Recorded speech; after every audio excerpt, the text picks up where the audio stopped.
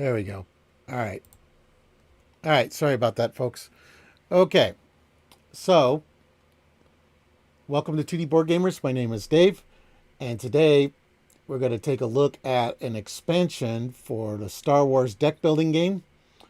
So, Star Wars deck building game is designed by Caleb Grace, who was one of the designers of my favorite game, Marvel Champions. And now he's doing Star Wars the deck building game.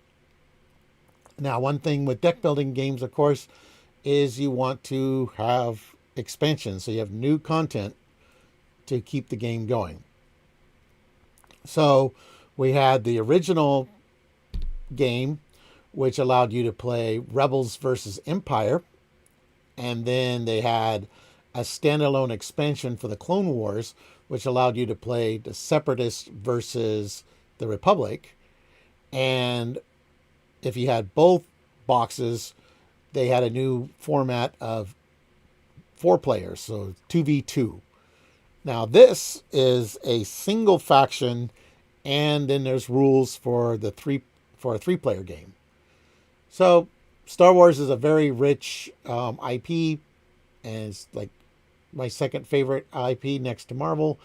And with the new Mandalorian era TV shows, there's lots and lots of content that expands the Star Wars universe.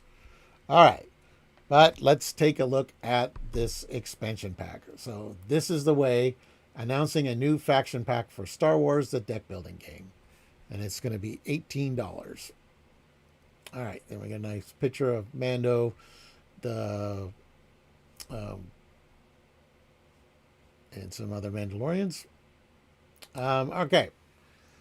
Back when it first launched, Star Wars, the deck building game, brought the iconic clash between the Galactic Empire and the Rebel Alliance to the table, allowing players to recreate the legendary conflicts with an easy-to-learn yet strategic card game action. Just a year later, we released the Clone Wars edition for the game, adding the Galactic Republic and the Separatist Confederacy as playable factions and providing an additional entry point for players looking to dive into the game.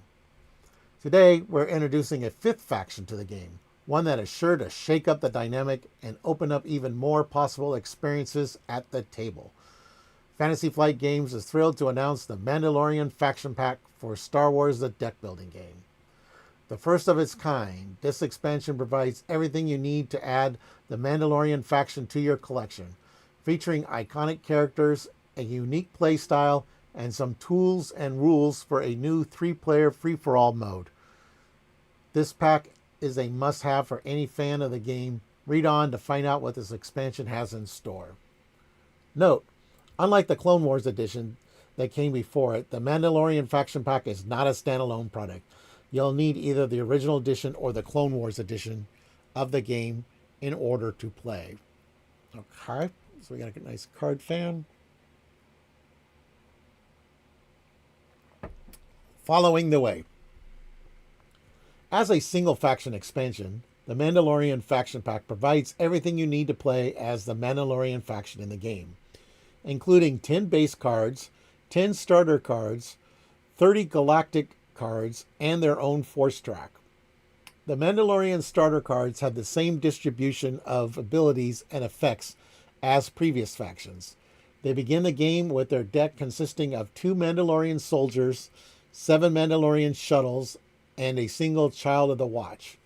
With these, you have the same starting points as if you are playing with one of the other factions, but that's where the similarities end. Okay, so these are the base starting hands, which are going to be the same abilities, but with new Mandalorian art. So let's take a look at those. All right, so we got the Mandalorian Soldier. We have 2 copies. It provides 2 fight. It's a trooper. Mandalorian is a shock. Mandalorian shock troops descend upon their enemies wearing jetpacks and Beklar armor. So yeah, so this is a starter card.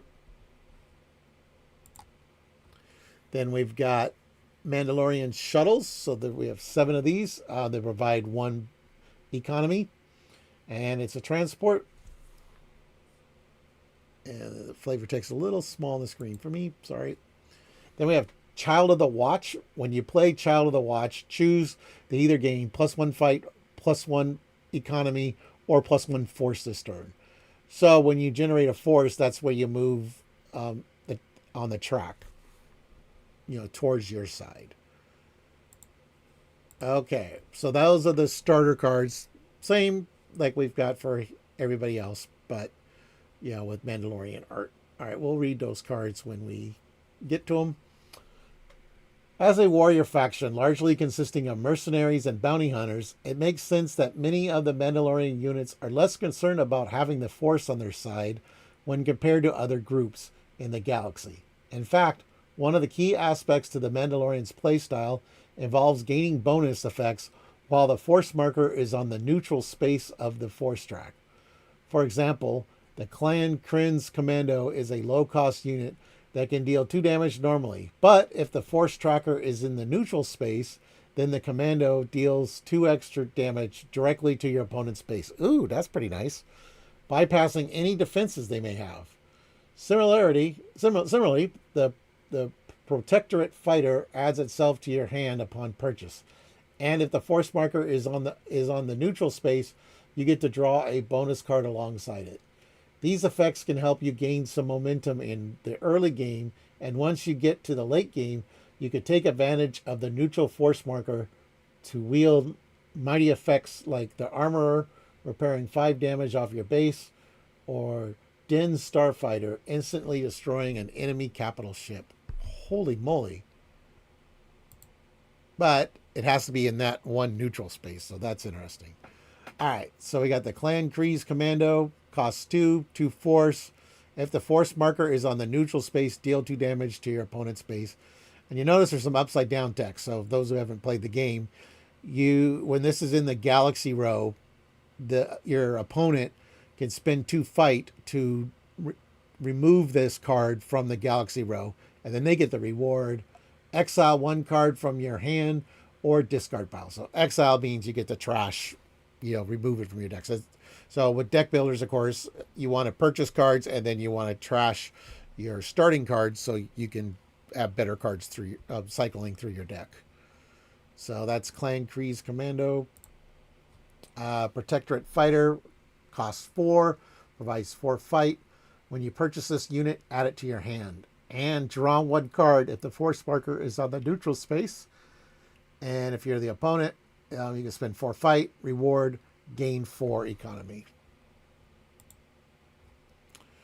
Did we get to the armor? Yeah, we did. Okay. The armor, she costs 6. She provides 3 fight and 3 money. She's unique. She's a trooper. Repair 3 damage from your base. 5 damage instead if the Force marker is on the neutral space. And the opponent spends 6 fight. They can gain 3 money and gain 3 force. Wow. And then we got Din's Starfighter. Costs 6, provides 6 fight. If the Force marker is on the neutral space, destroy a capital ship your opponent has in play. That's pretty huge. And it costs 6. And the opponent can fight for 6, gain 3 money and 3 force. I don't think we got to that one yet. Nope. All right. With all these kickers rewarding you when the Force marker is in neutral position, you'll naturally want to keep it there as long as possible. Thankfully, the Mandalorian faction has plenty of tools to help you do this. Units like the Baltor Swoop Rider can move the marker 1 space towards neutral position, regardless of which side it was on, while units like Axe Wolves and Mandalorian Hunter can move the marker to the neutral space directly. Keeping the Force marker at the neutral space does mean that you'll be giving up the potential bonus resource from starting your turn with it all the way on your side. But fortunately, units like Survivor, Langskib, and Kosha Reeves can give you some extra resources to work with to help compensate for this. Okay. So the Baltar Swoop Rider costs 2, provides 2 money. Trooper, when you purchase a card, move the force marker 1 space towards neutral, and the opponent spends 2 fight. Exile 1 card from your hand or discard pile. Axe Wolves, it costs 3 fight. He's a trooper. Place Axe Wolves on top of the Galaxy deck to move the force marker to the neutral space. Oh, okay, that's pretty cool. And then provides. Then if you spend 3 fight for the opponent, you can gain 2 force.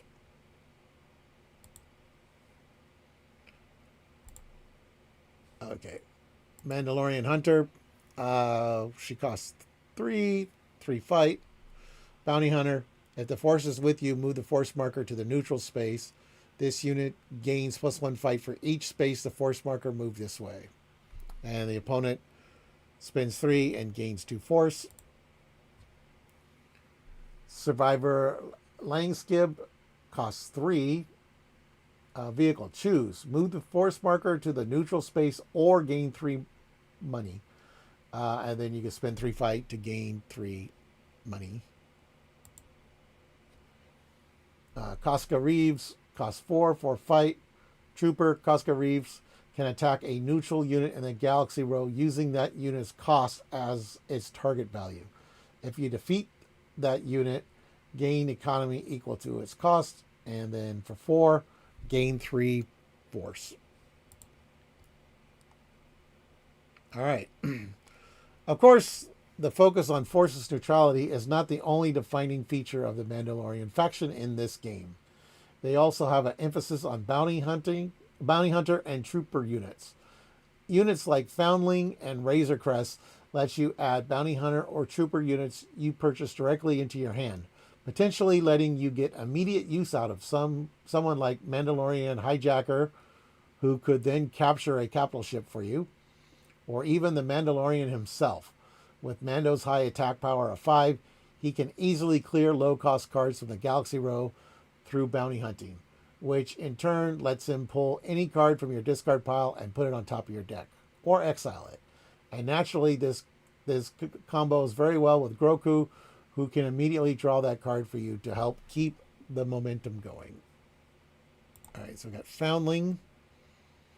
Costs 1, 2 money. Foundling.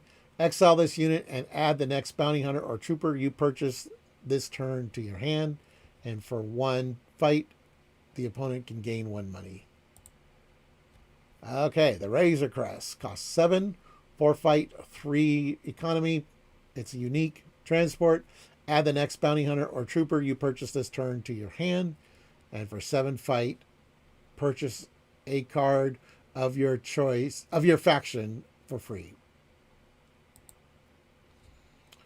Mandalorian Hijacker costs 4, provides 4 fight. Trooper, this unit can attack a capital ship in the Galaxy roll. If you destroy it, exile this unit to purchase that ship for free and add it to your hand, and the opponent can spend 4 to gain 3 force. So we have somebody. Hello, welcome. Yeah, this is looking really cool. Then the Mandalorian costs 5 fight. Bounty Hunter. When the Mandalorian defeats a target in the Galaxy row, choose a card in your discard pile, place that card on top of your deck, or exile it. And for 5 fight for the opponent, gain 3 money and 2 force. And then we got Groku, who costs 5, 3 fight, 2 force. Groku's unique. Draw 1 card, 2 cards instead if you have the Mandalorian in play. And for 5 for the opponent, gain 3 money and 2 fight. Okay. And then there's the new play style. This is the new 3-player rules. So this is, they're calling it 3 for all.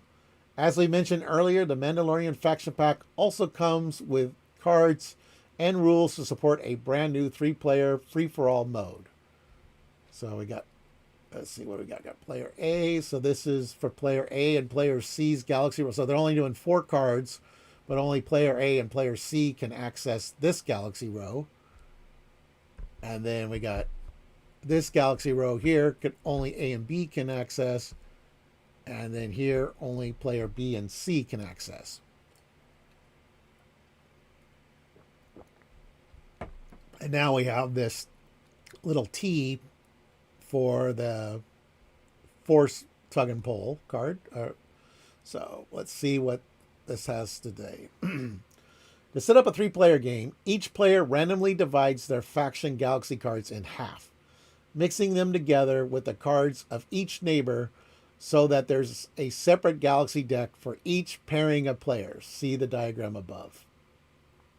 You then add the 15 3-player exclusive neutral cards, which we'll preview in a moment, to the neutral cards from either core set of Star Wars The Deck Building Game. Then distribute those 45 cards up evenly among the 3 galaxy decks.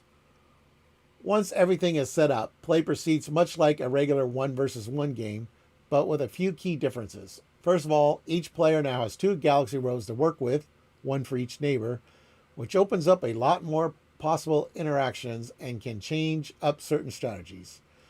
You can attack either or both opponents' bases during the same turn, but you can only assign each unit capital ship to one opponent at a time. So you'll have to carefully manage the tools you have at your disposal in order to come out on top. Finally, in order to win a 3-player game, you have to destroy 5 enemy bases instead of 3. Not only that, but you need to take out a minimum of 2 bases belonging to each opposing faction, so that you can't focus your fire on just one enemy all game. Okay. To help facilitate a 3-player game, the Mandalorian Faction Pack includes a set of 3-player exclusive neutral cards, which we mentioned above.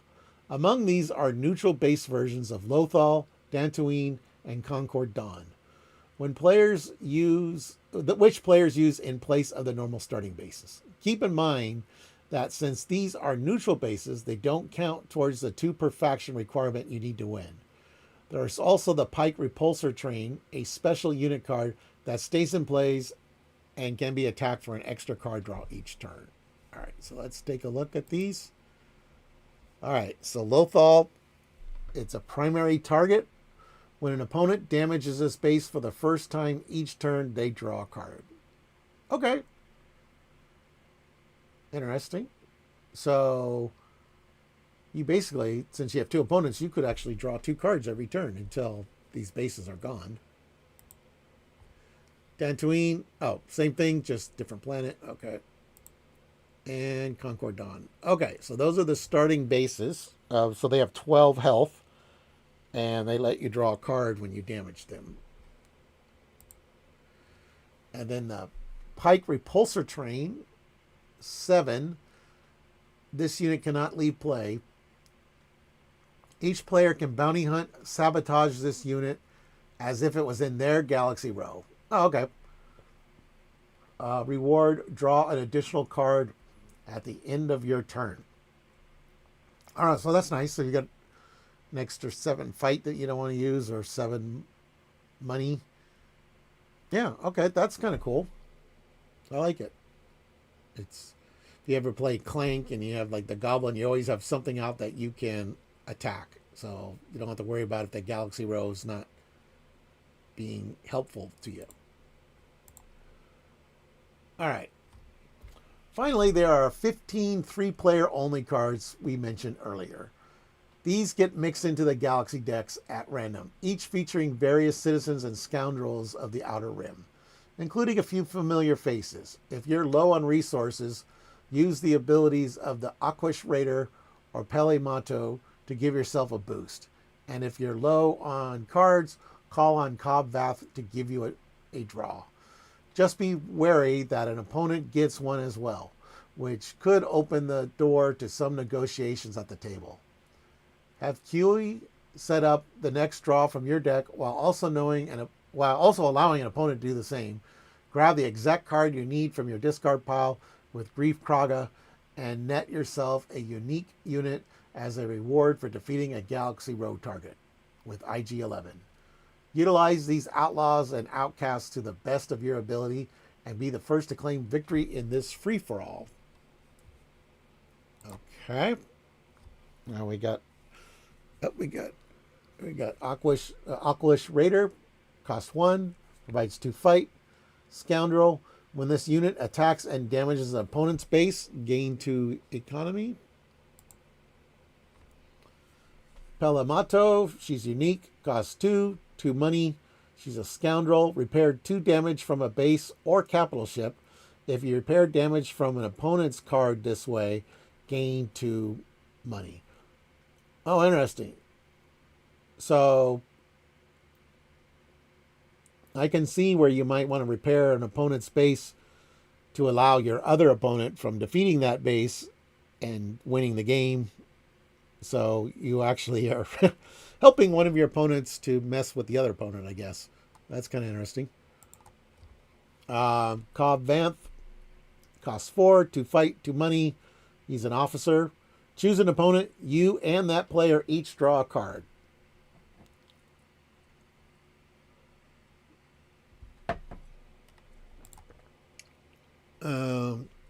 Kuel, costs 3, 1 fight, 1 money, 1 force.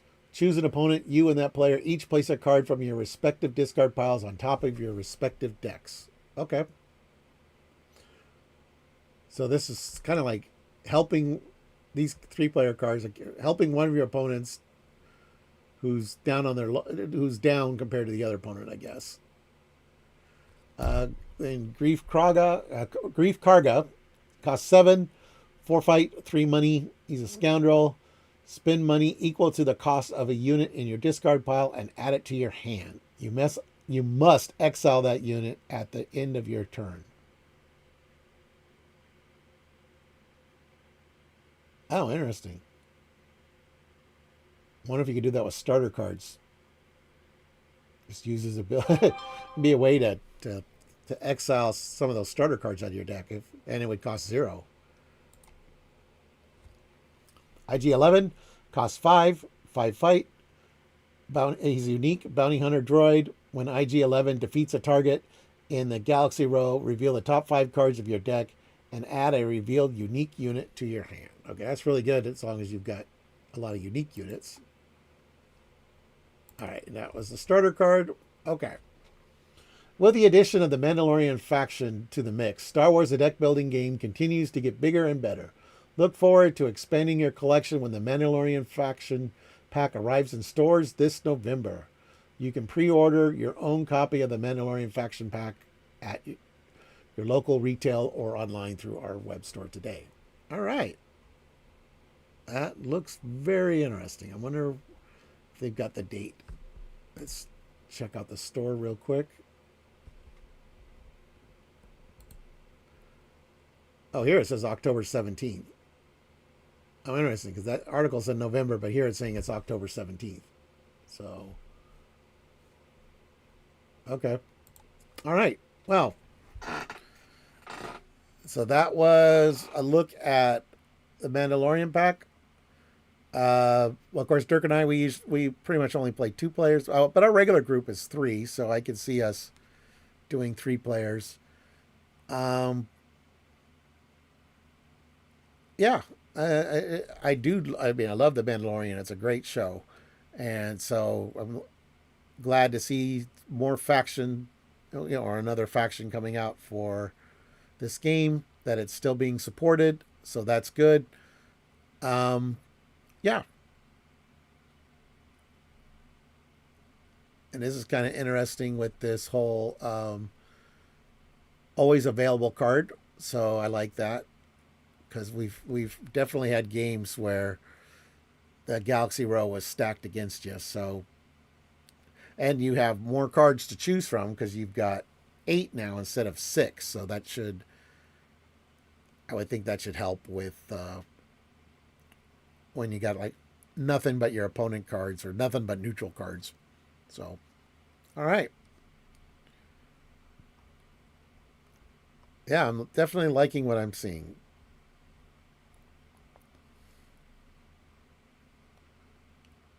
Okay. Well, Thank you for watching, everyone. Oops. Please like, subscribe, and click the notification bell.